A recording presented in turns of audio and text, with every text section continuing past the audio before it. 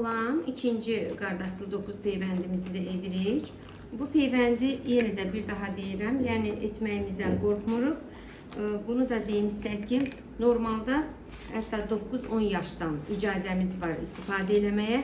Sadəcə bizim ölkədə cinsi münasibət daha gec yaşlarda başladığı üçün, məsələn Amerikada, Almaniyada çox rahat şəkildə 9-10 yaşdan qızlarda, oğlanlarda edirlər.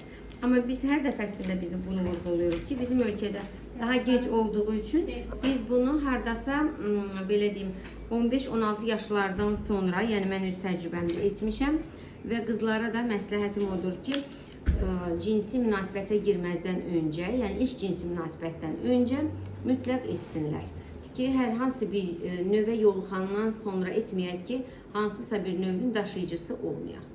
Belə, indi peyvəndimiz hazırdır. İkinci xəstəmizə də bugün edəcəyik.